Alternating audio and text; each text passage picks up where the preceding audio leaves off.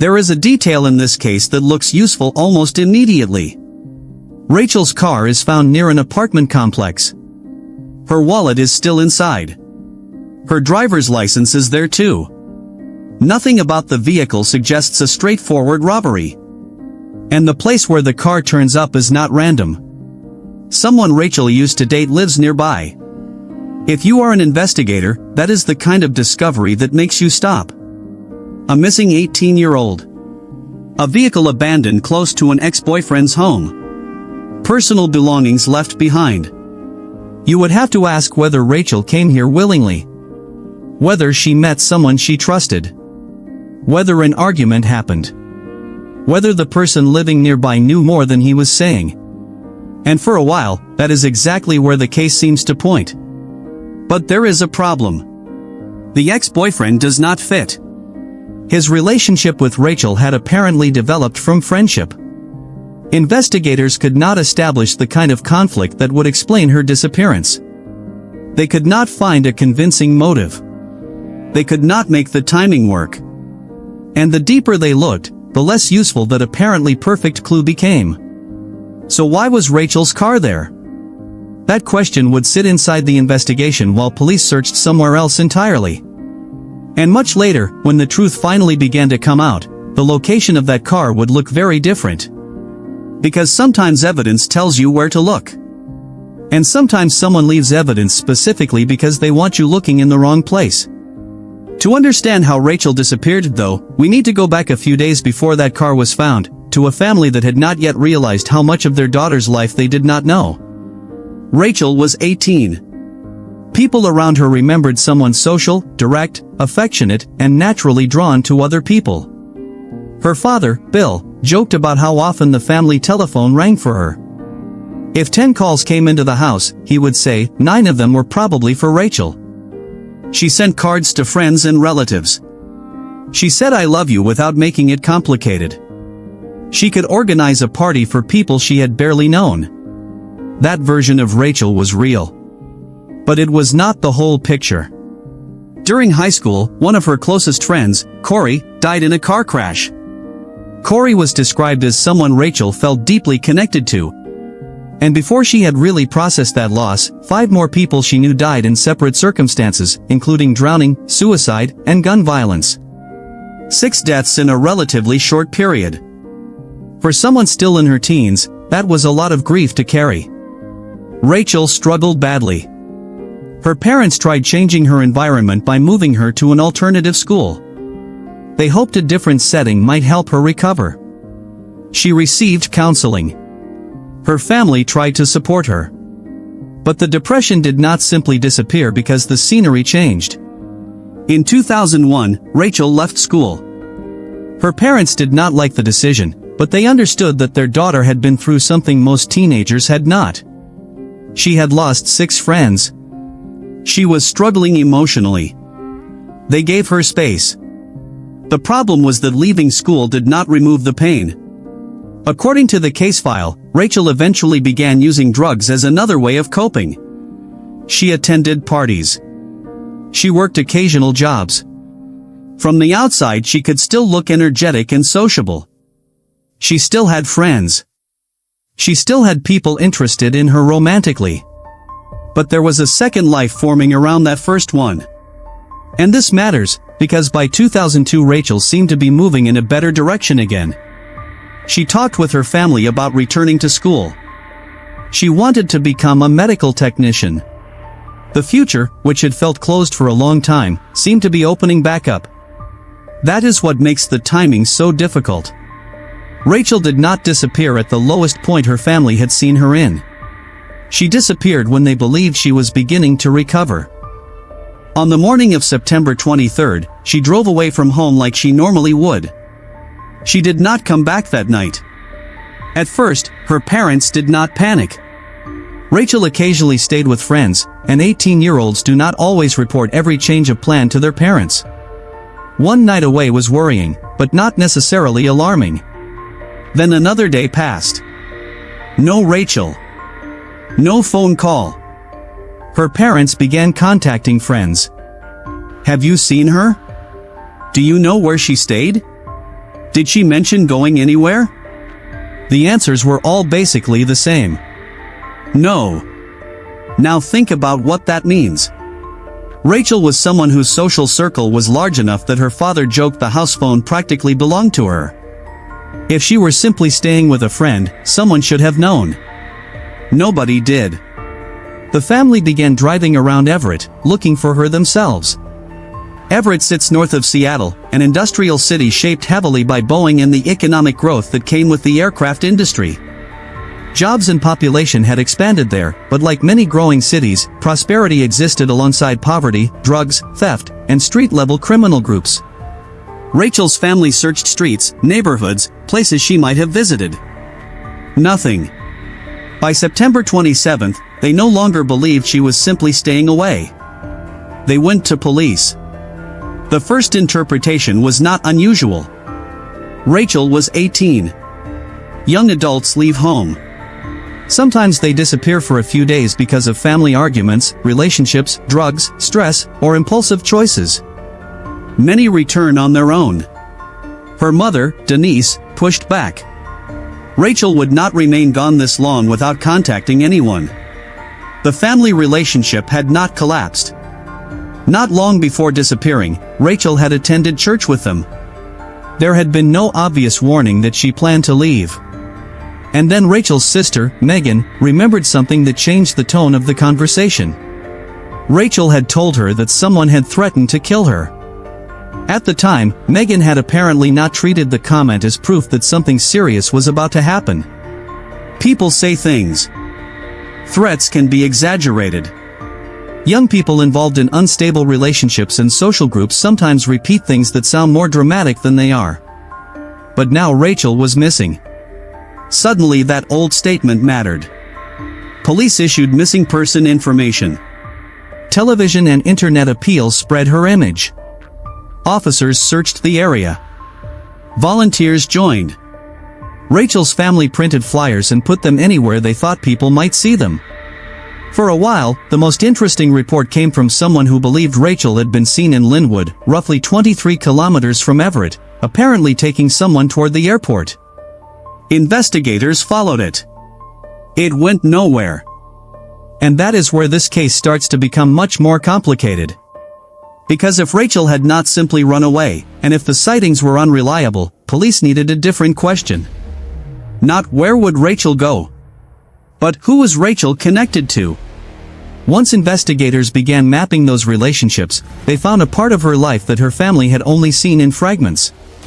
And one name in particular kept appearing. Not because police had evidence against him yet. Because Rachel had once been close to someone whose world was far more dangerous than the life her parents thought she was rebuilding. And when investigators looked at that relationship carefully, Rachel's disappearance stopped looking random. To understand why this name mattered, you have to look at the group around Rachel. The case file calls them the Northwest Mafia. The name sounds larger and more organized than what investigators were actually dealing with. This was not the Italian Mafia. It was a local street group associated with robbery, theft, drug activity, and other crimes. Rachel had spent time around them. More importantly, she had dated one of the group's higher-ranking members, a 20-year-old man named Anderson. Anderson was not just another person in Rachel's phone book. People around her had warned her about him. Rachel ignored those warnings. The relationship continued even when Anderson was incarcerated for robbery. They communicated by telephone and by letter. At one point Rachel's father discovered the extent of that contact when he received a prison phone bill of about $640. That is the kind of detail that tells you two things at once. First, the connection between Rachel and Anderson had been intense. Second, her family did not fully understand how deeply involved she had become. Some of Anderson's letters sounded romantic in the most extreme possible way. In one, according to the file, he told Rachel that she was his world, that she made his heart beat and his mind work, and that he could not imagine living without her. He even wrote that if necessary, he would kill 1 million people just to be with her. Read in isolation, that can sound like exaggerated teenage-style devotion. Placed beside what people later said about the relationship, it lands differently. Investigators heard that Anderson was deeply possessive and controlling. He repeatedly suspected Rachel of seeing other men. The file describes behavior as obsessive as smelling her clothing and hair, supposedly looking for evidence that she had been with someone else. Rachel's sister remembered bruises on her body and believed Anderson had caused them. Now Rachel was missing. And Anderson was no longer in prison. If you are following the case at this point, it feels obvious where police should go. But this is exactly where investigations can mislead you if you fall in love with the first theory. Because when officers checked what happened after Rachel and Anderson broke up, the picture was less clean than expected. Rachel later became involved with one of Anderson's friends. And yet investigators did not find a clear pattern of immediate retaliation from Anderson over that relationship. Rachel and Anderson remained in contact. On the surface, whatever anger had existed between them had not produced an obvious break that could explain why she suddenly vanished on September 23rd. So the suspicion remained. But suspicion is not evidence. Police could not arrest a dangerous ex-boyfriend simply because he was dangerous. They kept looking. And that is when Rachel's car appeared. It was found near an apartment where another former boyfriend, Braswell, lived. Now pause here, because if you were building a theory only from visible facts, this is almost too convenient. Rachel disappears. Her vehicle appears close to another ex-boyfriend. That ex-boyfriend had once been Anderson's roommate. You can see how quickly investigators could imagine a triangle between them. Braswell was questioned closely. But his history with Rachel did not give police what they expected. Their relationship had grown from friendship. They had dated for several months. Investigators found no major conflict that provided a strong motive. His time could be accounted for. He did not appear to have had the opportunity required. Police eventually cleared him. And Braswell could not explain why Rachel's vehicle had been left near his apartment. That is the first moment where the car stops being an answer and becomes a question. Why would a missing woman's car be positioned near the home of someone who apparently had nothing to do with her disappearance? Braswell did give investigators something else. He described Anderson's behavior toward Rachel during their relationship. There had been repeated arguments and violent confrontations. One incident involved Rachel attending a pajama party. Anderson became furious, entered the party, and forced her to leave with him. And despite the breakup, Anderson apparently continued writing to Rachel about getting back together. So just when investigators had moved toward Braswell because of the car, Braswell's information pushed them back toward Anderson. But even that was not enough. They still did not know where Rachel was. They did not know if she was alive. They did not know whether the threat Megan remembered was connected. They did not know whether Anderson had done anything beyond being an abusive and controlling former boyfriend. Then a woman named Bonnie came forward. Bonnie was the mother of a Northwest Mafia member named Bass. She told investigators something that sounds almost trivial at first. Another young member, Matthew, had access to a red Jeep, and members of the group regularly traveled together in it. Why would police care about the color of a Jeep? Because every serious search for Rachel around Everett had failed. If Rachel had not been found locally, one possibility was that someone had moved her. A vehicle used regularly by the people now under suspicion suddenly mattered. And investigators were learning something else about Rachel's position inside this social world. She was not only connected to the Northwest Mafia. She also maintained contact with people considered rivals of the group. She had been invited to gatherings at motels. And according to statements collected during the investigation, Anderson had voiced suspicions inside the group that Rachel might be moving toward the other side. Worse, he reportedly suggested she might talk to police. Now the case had a possible second motive layered over the first.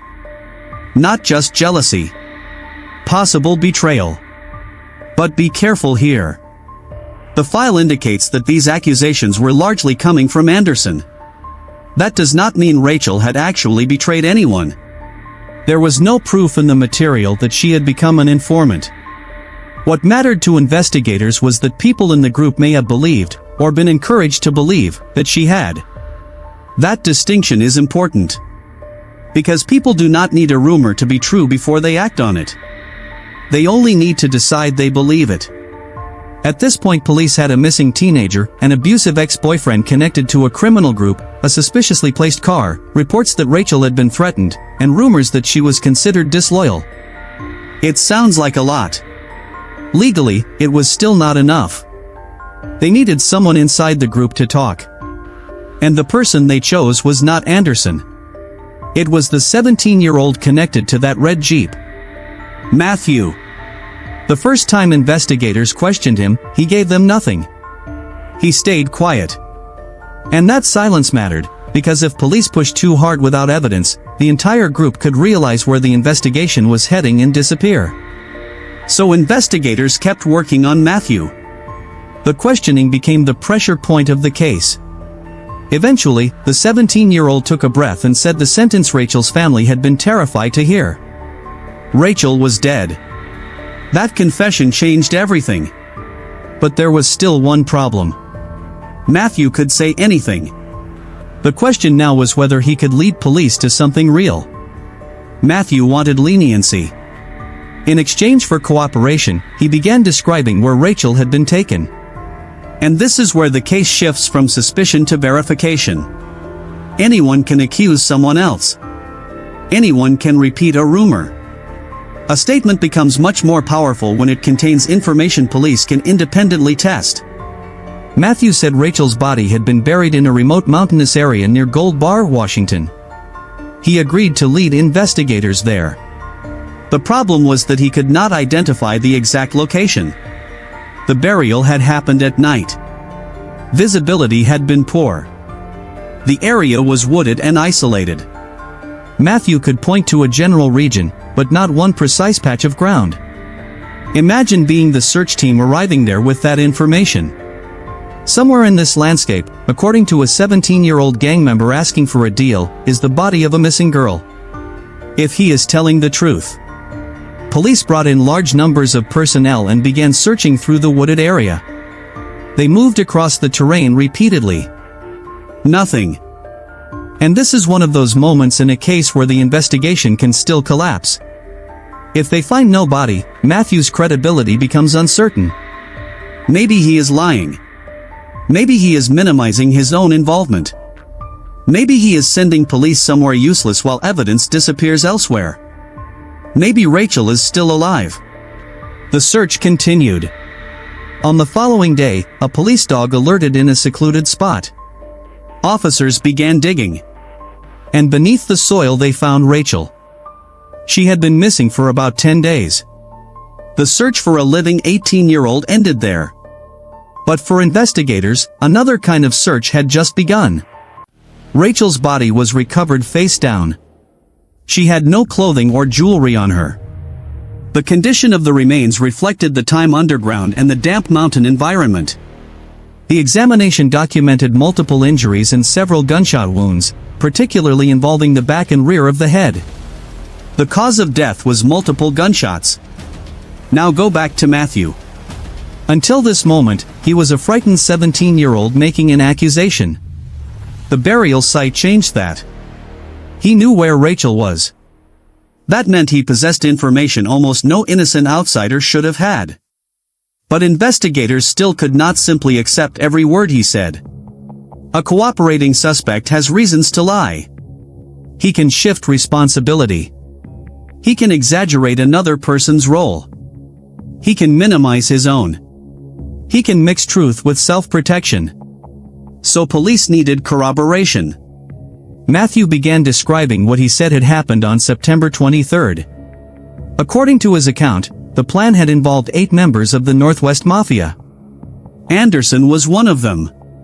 So were Gerhardt, John, Morris, Nathan, Bass, Tony, and Matthew himself. The file identifies Anderson as 20, Gerhardt as 34, John is 22, Morris is 18, Nathan and Matthew is 17, Bass is 23, and Tony is 22. Rachel, remember, was 18. Matthew said Rachel had first been invited to Nathan's place. The initial plan was supposedly to attack or seize her there.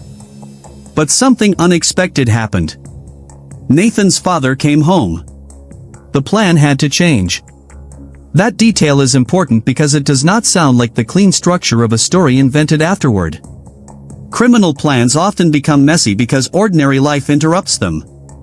Someone comes home. Someone walks through the wrong door. A neighbor appears. A car will not start. Here, Nathan's father returning meant Rachel could not be handled there without risk. So the group moved the plan. They lured her instead to Gerhardt's residence. Matthew said Rachel was assaulted there, restrained, and eventually transported away in a vehicle. She was driven into the remote gold bar area, killed, and buried. The group, according to his account, then tried to clean up what they had done. And there is the car again. Matthew said Rachel's vehicle had deliberately been left near Braswell's apartment. The ex-boyfriend police had investigated.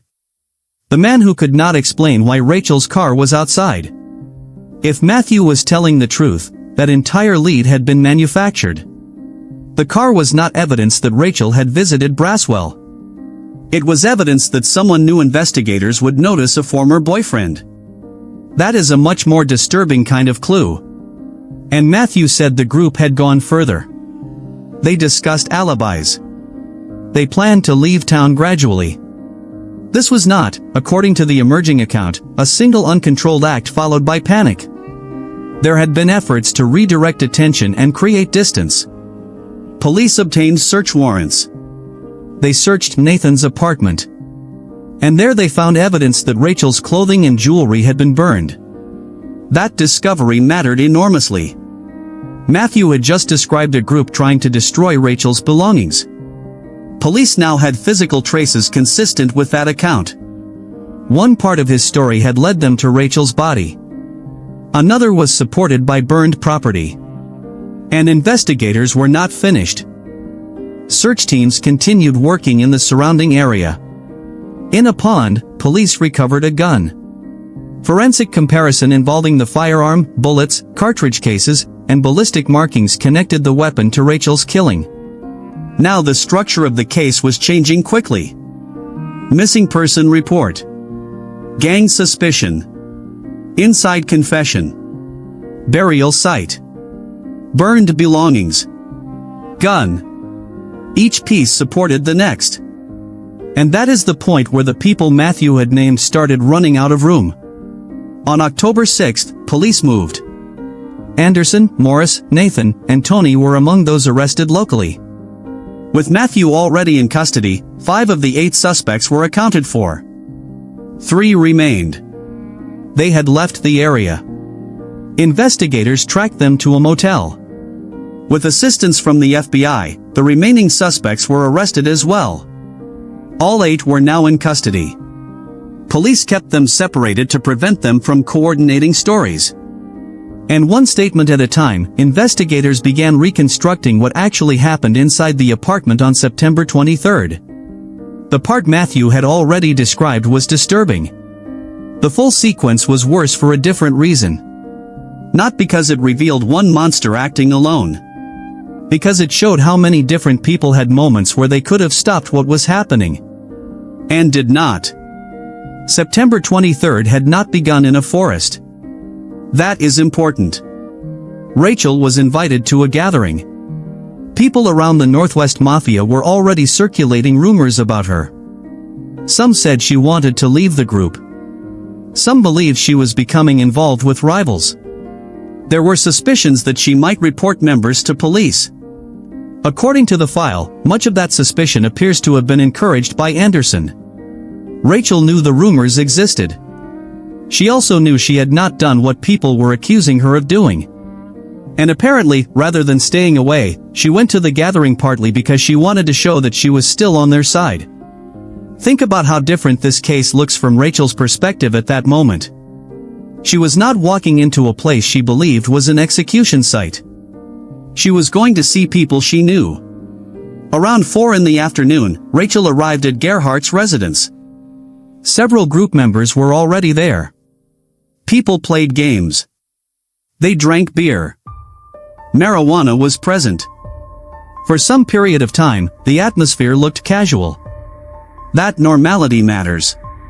Because if the room had felt obviously dangerous from the moment Rachel entered, she might have left. The shift came when Anderson arrived. According to the reconstructed statements, Anderson saw Rachel interacting comfortably with other members of the group. His reaction was intense. His jealousy and possessiveness triggered an argument. The situation escalated badly enough that there was nearly gunfire between people in the room. Rachel became frightened. She tried to leave. And here is the moment where the gathering became something else. Anderson grabbed her by the hair, pulled her back inside, and assaulted her. Other people joined the restraint. Tony turned the stereo up extremely loud. Why? According to the file, to cover Rachel's screams. John used tape to cover her mouth and bind her. Within a short period, Rachel no longer had a realistic way to walk out of that apartment. She was taken into the garage. And then something happens that is, to me, one of the most difficult parts of this entire file. The people involved went back inside. They discussed what to do with her. That detail matters because it creates time. This was not simply a few seconds of chaos where nobody understood what was happening. There was a pause. There was conversation. Ideas were proposed. Someone suggested holding Rachel for ransom. Someone raised sexual violence. They argued. They drank. They continued hanging around while Rachel remained restrained in the garage. Every extra minute created another decision point. Somebody could have opened the garage. Somebody could have called police. Somebody could have walked away and brought help. Someone could have refused to get into a vehicle. The file does not describe a room full of people physically unable to make choices. It describes a group gradually accepting what was happening. And then another person entered the picture. Gerhardt's girlfriend returned to the apartment. She saw Rachel in the garage. According to the file, she wanted to release her. Anderson stopped her. She threatened to call police, but after threats and concerns for her own safety and the safety of her 7-year-old daughter, she backed away from that confrontation. She demanded that the group leave. This is one of those details where the case becomes morally complicated without becoming legally unclear. The file presents a woman who saw the danger and initially tried to intervene, but who was also afraid of what these people might do to her and her child. That fear does not change what happened to Rachel. But it does show how control inside violent groups can spread beyond the direct victim. The group could no longer remain at the apartment. Rachel was placed inside a travel bag and put into a vehicle. Matthew drove. Morris and John were with him. The group moved through the night without an immediate final destination. At some point, Matthew and John received instructions from Anderson and Gerhardt about where to stop. Rachel was left for a period with Morris. And this is where another relationship from Rachel's life becomes important.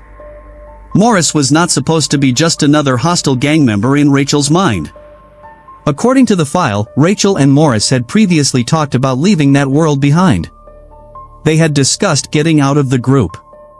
Returning to school. Starting over. If there was one person among them Rachel might reasonably have believed could still help her, Morris was that person. When he opened the travel bag, she looked to him. She asked for help. Morris did not free her. Rachel begged not to die. She specifically asked that if they were going to kill her, they not drown her. Morris reportedly said that he had not expected things to go this far. Read that sentence carefully. I didn't think it would become this. If the statement is accurate, it tells you something uncomfortable about group violence. People sometimes participate in the early stages while imagining there will be a line later. They go along with intimidation. They stay for the assault. They help with transportation. They keep silent. And somewhere in their mind, they tell themselves the final step will not actually happen. But by the time Morris was alone with Rachel, the line had already been crossed again and again. She was restrained. She had been taken from the apartment. She was isolated. People were coordinating by phone. The fact that Morris supposedly had not imagined the ending did not make Rachel less trapped. Near midnight, Anderson and others returned with shovels and a pick. That detail removes much of the remaining ambiguity.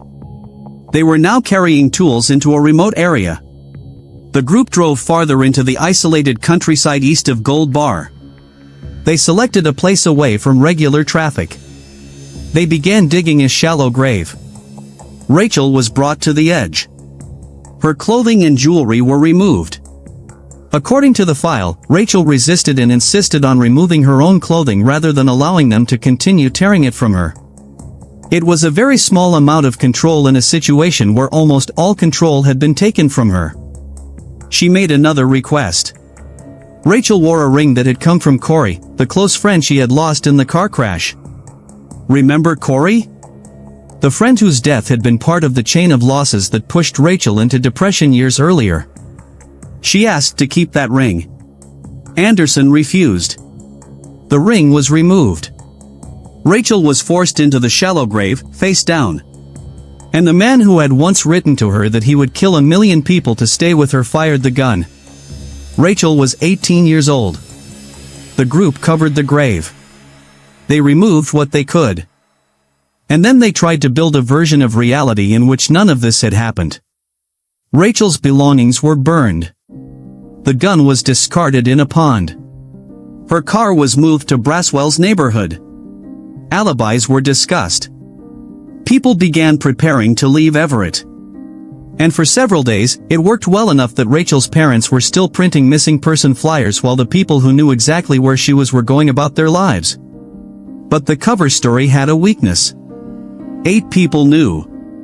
And when 8 people share a secret, investigators do not necessarily need to break all 8. They only need 1. Go back now to the first days of the investigation. Rachel's parents were searching. Police were considering the possibility that she had left voluntarily. A possible sighting in Linwood created one direction. The car near Braswell's apartment created another. Anderson's history created a third. At that stage, nothing looked clean. That is important because when people hear a solved case later, the clues always seem more obvious than they actually were. We know Rachel had been killed. Investigators did not. We know the car was planted. They did not. We know the Northwest Mafia was involved. They only had suspicions. We know Matthew was going to talk. They had no guarantee. Imagine the same evidence without the ending. An 18-year-old with a history of depression and drug use disappears. She sometimes stays with friends. She has had several complicated relationships. She knows people connected to drugs and crime. Someone claims to have seen her outside town. Her vehicle appears near an ex-boyfriend. Another ex-boyfriend has a violent history. Which clue is real? Which one is noise? Which one has been deliberately created? That is why Matthew's confession was not simply another statement. It gave investigators a framework they could test. And the physical evidence tested it. He described a burial area. Rachel was found there. He described attempts to destroy her property. Burned traces of clothing and jewelry were located at Nathan's apartment. The investigation recovered a gun from a pond. Ballistic examination linked it to the shooting. He described a group acting together. Police arrested all 8, separated them, and began comparing their accounts. This is how a conspiracy starts to fall apart. Not because everybody suddenly becomes honest. Because once one person provides verifiable details, everyone else has to explain the same facts. Where was Rachel on September 23rd? Why was she at Gerhardt's residence? Why were her belongings burned? Why was her body in Gold Bar? Why was the gun in the pond? Why was her car near Braswell? Who had access to the vehicles? Who was present? Who left town? Who knew the burial location? Every answer creates another point that can be checked against someone else. And the more people involved, the harder it becomes to keep every detail aligned. The file says investigators gradually assembled the separate statements into a reconstruction of the day. The name later attached to the gathering was the death party. But what makes it disturbing is how ordinary it looked at first. Games. Beer. Conversation. People Rachel knew. Then one confrontation. One person grabbing her. Another person increasing the music. Another using tape. Another helping keep her from leaving. Then a discussion. Then a vehicle. Then a remote road. Then tools. At almost every stage, the final outcome required somebody to keep participating. This is not an excuse for anyone. It is the opposite. It shows why the case cannot really be understood if you reduce it to the moment the gun was fired. Anderson's role was central. The file describes him as Rachel's controlling former boyfriend and as someone who spread suspicions that she might betray the group. He physically attacked her at the gathering. He later fired the shots that killed her. But the investigation did not uncover an isolated crime committed privately by one man. It uncovered a chain. One person generated suspicion. Others accepted it. One attacked. Others restrained. One increased the music. Another taped her mouth and hands. Others transported her. Some stood by. Some discussed options. Some helped move the plan forward.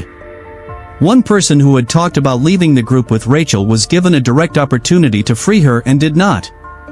And when it was over, the group participated in concealment. That collective dimension is probably why the case continued to matter to Rachel's family after the convictions. Because if the only question were, who pulled the trigger, the answer would be simpler. But Rachel's death forces a second question. How many people have to choose not to stop something before the group itself becomes the danger? And there is another piece of the investigation worth revisiting. Bonnie. The mother of Bass. She was not the person who solved the case.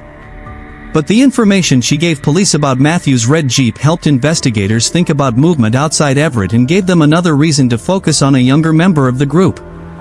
Small pieces like that often look unimpressive after a confession. But before the confession, investigators are building pressure from whatever they can verify. Vehicle access. Relationships. Rumors. Past violence. Who was with whom? Who could have moved Rachel? Who might be easier to separate from the others? Police chose Matthew. And Matthew talked. From there, the case accelerated very quickly. The body was recovered. Search warrants followed. Physical evidence appeared. Arrests were coordinated. 3 suspects who had fled were traced to a motel. The FBI assisted in taking them into custody.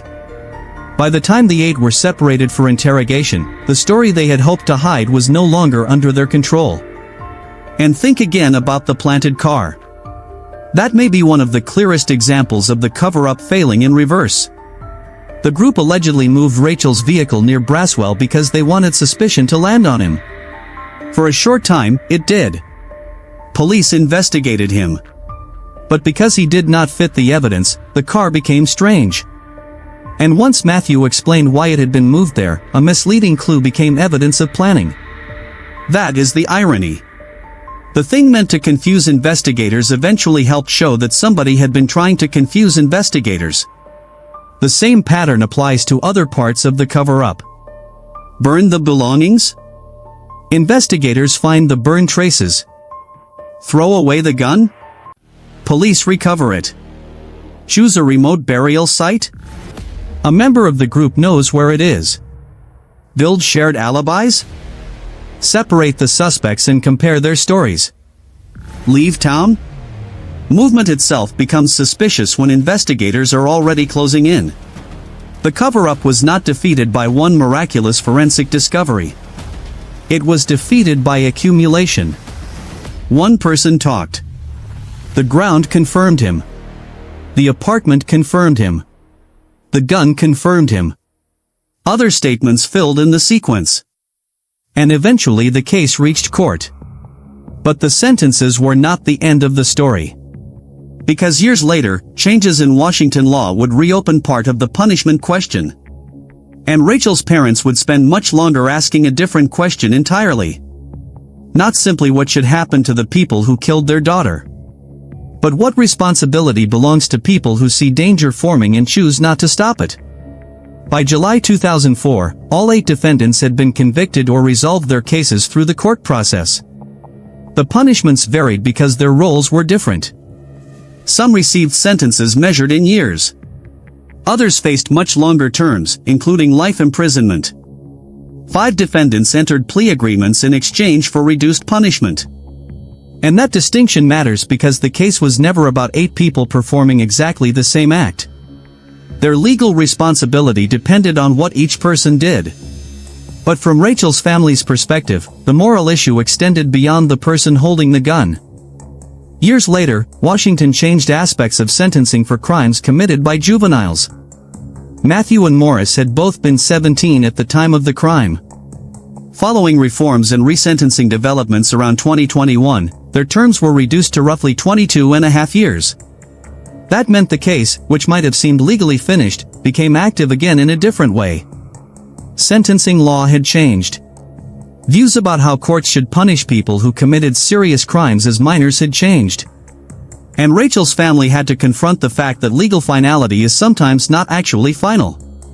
But if we stop at the sentencing, we miss what makes this file difficult to forget. Go back to Gerhardt's garage.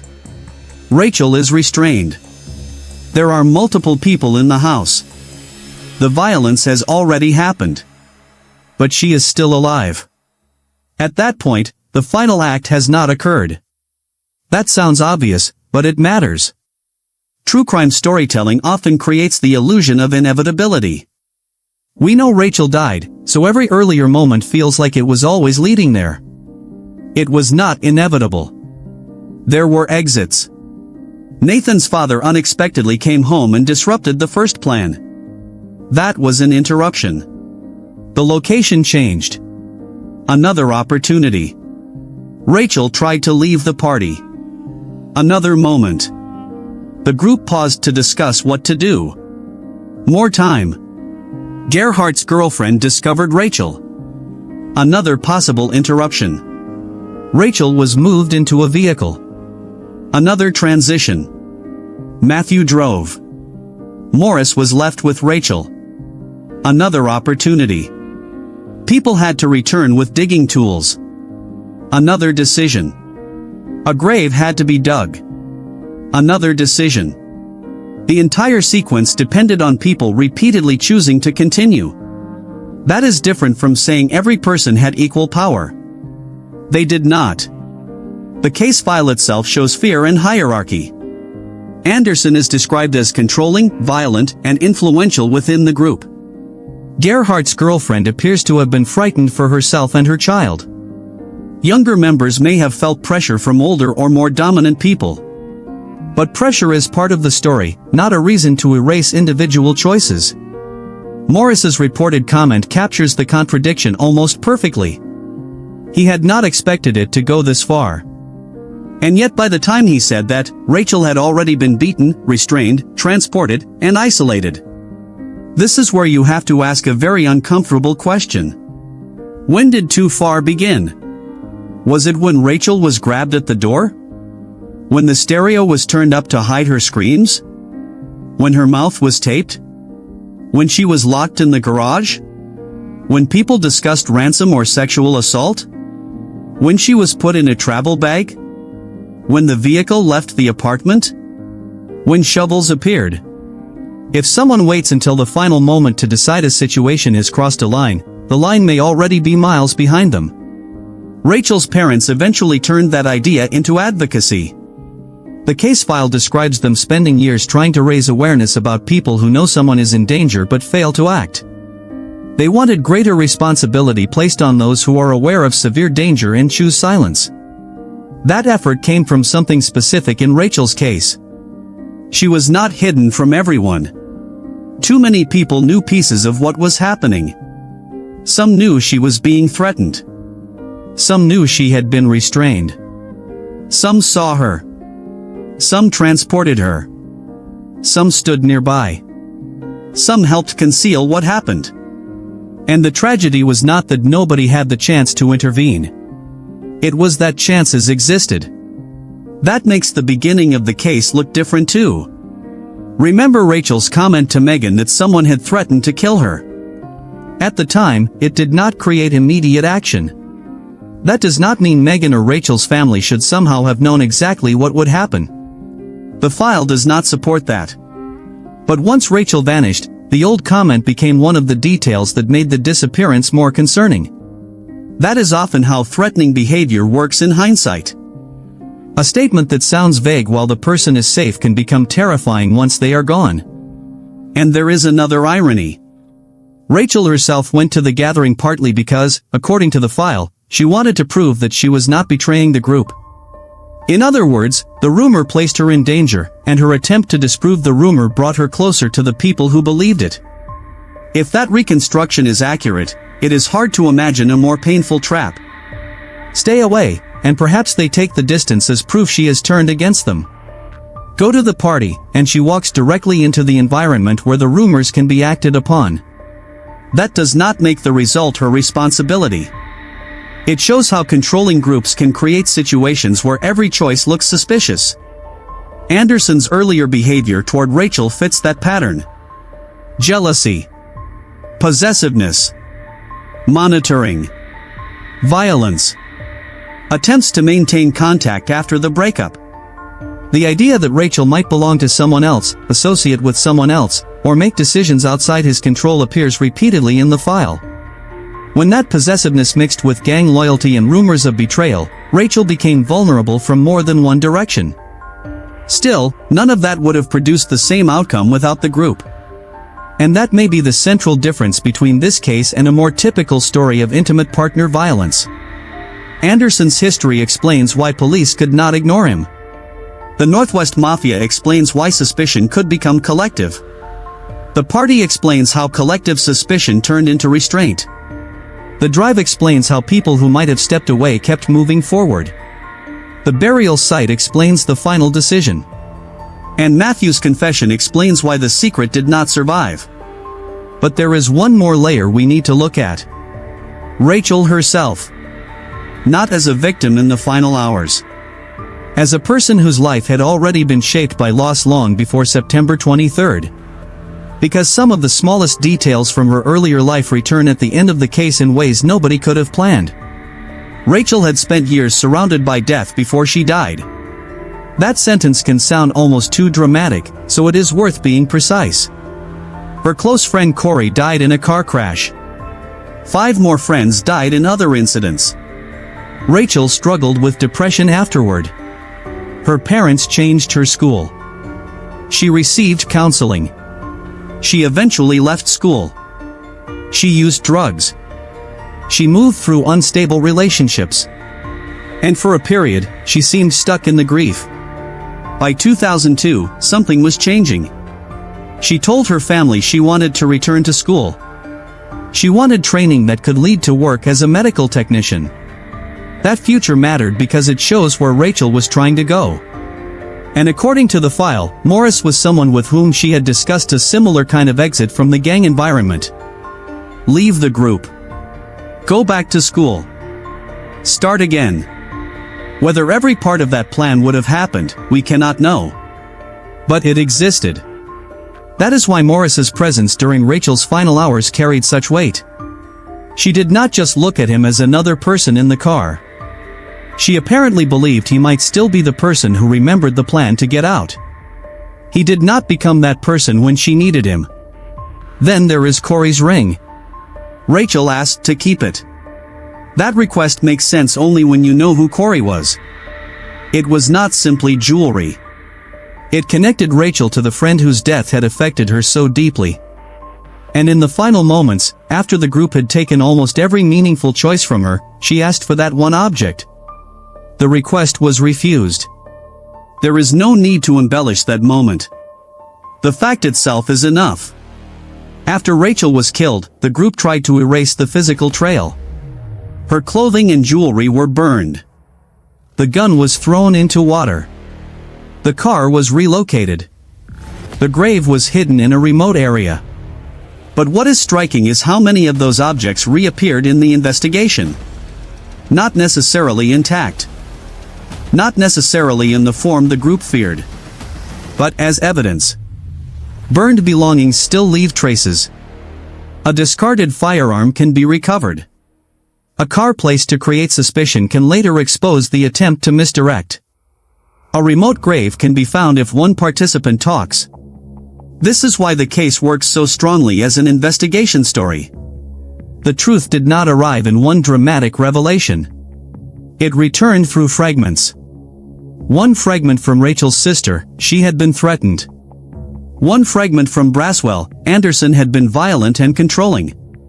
One fragment from Bonnie, the group had access to Matthew's red Jeep. One fragment from interviews, rumors said Rachel might betray the group. One fragment from Matthew, Rachel was dead. One location in the woods. One search warrant. Burned property. One gun in a pond. One deliberately misplaced car. Separate statements from 8 suspects.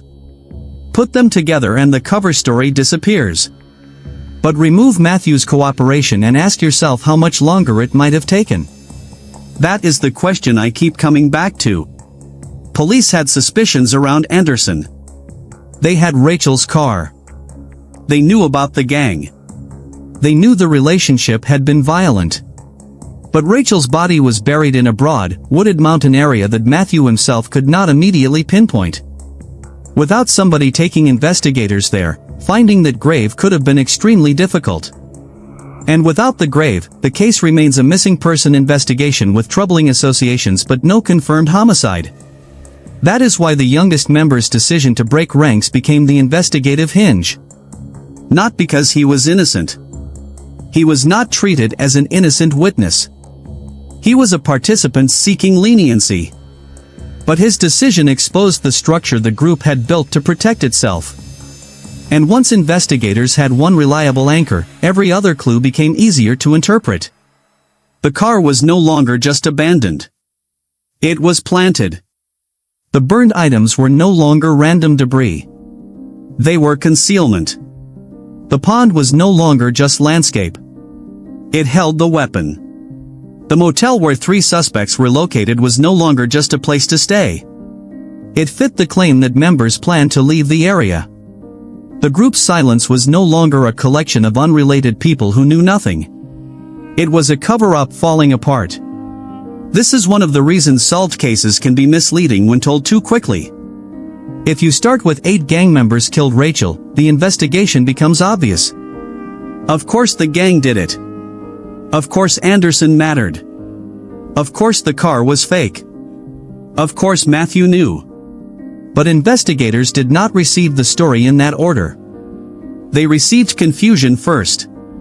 A missing teenager. A family saying she would never stay away this long. Police initially considering voluntary absence. A threat remembered after the disappearance. A reported sighting that led nowhere.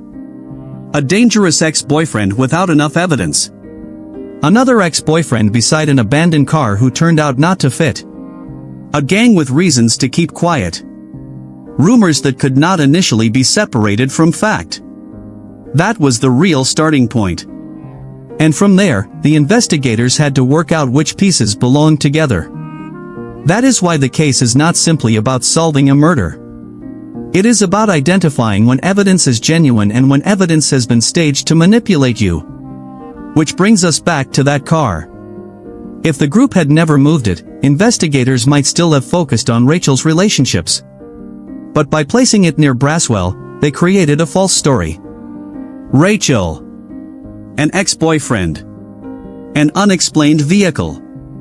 For a moment, it worked. But because Braswell did not fit, the false story developed a hole. And when Matthew finally explained that hole, the attempted deception became another part of the proof. That is the strange logic of bad cover-ups. Every extra step creates one more thing that must remain unexplained forever. The car. The fire. The gun. The grave. The alibis. The people leaving town. The group needed all of those pieces to stay disconnected. Investigators only needed to connect them. By the time the case reached court, they had.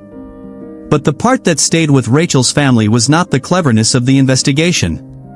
It was the number of times their daughter had been close to somebody who could have made a different choice. And that is where the story ends up asking something much larger than who was guilty. There is a temptation at the end of a case like this to make the conclusion neat. 8 suspects were arrested. All were convicted or entered plea agreements. Sentences were imposed. Years later, some juvenile sentences were reconsidered under changes in Washington law. Rachel's parents became advocates. Case closed. But nothing about Rachel's final hours feels neat. And nothing about the investigation was neat either. The most important clue was not discovered in a laboratory. It was a 17-year-old deciding to talk. The biggest breakthrough was not the arrest of the obvious suspect. It was finding a burial site in a remote area and proving that the insider knew something real. The most memorable physical evidence was a gun pulled from a pond and connected through ballistic examination to Rachel's death. One of the strangest clues was her car, found where it seemed to implicate someone who turned out to have no role. And the most uncomfortable detail was not really an object at all. It was time. How much time people had to stop. A father came home and interrupted the first location. Rachel reached the door and tried to leave. People had time to discuss what to do with her. Gerhardt's girlfriend saw her. The group had to move her. Matthew had to drive. Morris had time alone with her. The others had to obtain tools. They had to travel to an isolated area. They had to dig. At no point did the crime require every participant to make one single decision at the same second. It required a series of decisions. That is why Rachel's parents did not simply spend the rest of their lives talking about punishment. According to the file, they pushed for greater awareness and legal responsibility surrounding people who know another person is in serious danger and fail to act. Their point came from experience. Some tragedies happen because nobody sees them coming. Rachel's case was different. Too many people saw pieces of it. Some saw enough to understand there was danger. And yet the chain kept moving. You can also see why the phrase gang loyalty is not enough to explain the case. It gives you a label, but not the mechanism.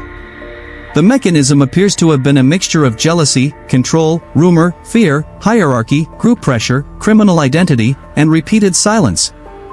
Anderson's accusations that Rachel might betray the group mattered. But the file does not establish that Rachel had actually betrayed them. That difference should never be lost. The rumor became dangerous because other people acted as though it were true. Rachel even went to the gathering while trying to prove the opposite. That may be one of the bleakest paradoxes in the entire file. She entered because she wanted them to understand she was not against them. And the people she was trying to reassure became the people she needed to escape. Her family, meanwhile, spent those first days doing what families of missing people do. Calling friends. Driving streets. Printing flyers. Listening to possible sightings. Trying to persuade police that Rachel's silence was not normal. While all of that was happening, her car sat near Braswell's apartment creating a story that was not true. That is the image I would return to. Not the grave. Not the weapon. The car. Because it captures how far the truth can drift from the first thing evidence seems to say. You see Rachel's belongings inside. You see the apartment of a former boyfriend nearby. The natural thought is obvious. Maybe Rachel came here. Maybe this man knows something. Maybe the answer is close. But no. The car had been moved. The evidence was real. The meaning was false. And that is what investigators had to untangle throughout this case. Rachel's past with Anderson was real. But the relationship alone did not prove what happened. The threats were real enough to concern the family. But investigators had to find who acted on them. The Northwest Mafia connection was real. But knowing dangerous people is not proof that those people killed someone. Matthew's confession was real. But police still had to verify it. So they followed him into the mountains. They found Rachel. They searched Nathan's apartment. They found evidence of burned belongings. They searched the surrounding area. They recovered the gun. They compared the ballistics. They arrested the people Matthew named. They separated them. They compared the statements. And slowly, the story moved from suspicion to something the court could act on. That process is worth remembering because there is a difference between believing you know what happened and proving what happened. Rachel's family may have feared the worst long before police had evidence. Investigators may have suspected Anderson long before they could connect him to Rachel's death. But a case cannot live on intuition.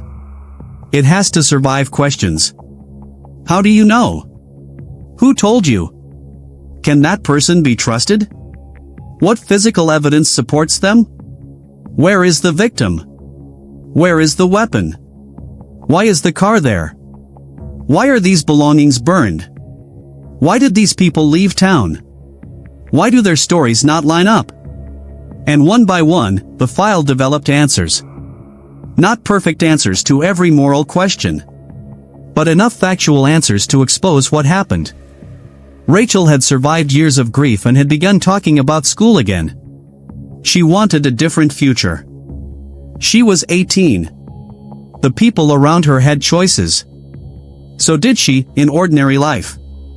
But once the door of that gathering became a barrier instead of an exit, her choices narrowed quickly. That is why I do not think the most important question in this case is, how could one person do this? The file already shows that one person did not do everything. The harder question is this. How does a room full of people reach the point where almost everyone stops objecting? Maybe not all at once. Maybe that is the answer. Maybe one person does something terrible, and everyone else tells themselves they are not the one responsible. Someone raises the music. Someone holds the tape. Someone drives. Someone looks away. Someone says they did not think it would go this far. Someone waits for another person to stop it. And when nobody does, the situation keeps moving. That is how responsibility becomes easy to avoid psychologically while becoming impossible to avoid in reality. Rachel's case exposes that process in an unusually clear way. It also exposes the weakness inside the group's own plan. They trusted collective silence. And collective silence failed. Matthew broke it. Once he did, the truth that had been divided among 8 people suddenly had a location. The location produced Rachel. Rachel's recovery produced forensic evidence. The searches produced more evidence. The arrests produced more statements. The cover-up began folding in on itself. A planted car could not save them. Burned belongings could not save them. A gun thrown into a pond could not save them. A grave in the mountains could not save them. Because each attempt to erase the crime left another question. And investigators kept asking.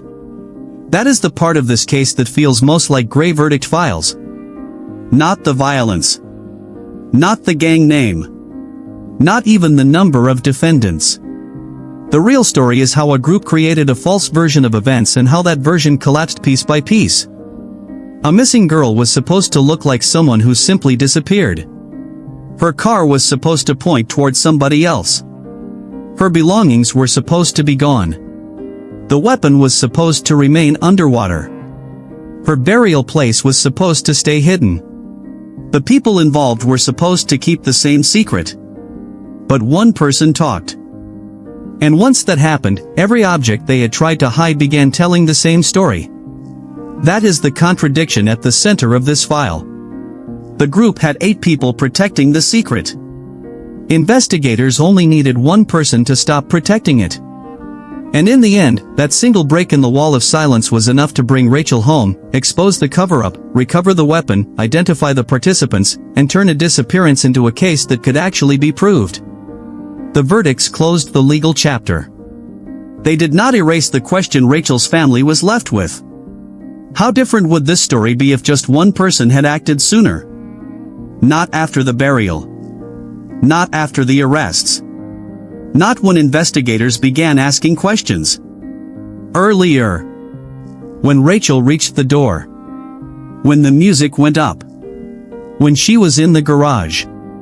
When somebody saw her there. When the car started moving. When she asked Morris for help. Any one of those moments. That is why the smallest detail from the beginning keeps coming back. Rachel's mother told police her daughter would not stay gone that long without contacting someone. She was right. Rachel had not chosen silence. Silence had been imposed around her. First by the people who prevented her from leaving. Then by the people who tried to hide what they had done. And ultimately, that silence failed for the same reason most group secrets eventually become fragile. Too many people knew the truth. Grey Verdict Files does not end with the fact that 8 people were punished. It ends with something harder to sit with. Rachel's death was not the result of one unavoidable instant. It was the result of a chain of choices. The investigation worked in the opposite direction. One clue. One statement. One location. One recovered object. One contradiction. One person finally talking. Choice by choice, Rachel was taken away. Evidence by evidence, the truth was brought back.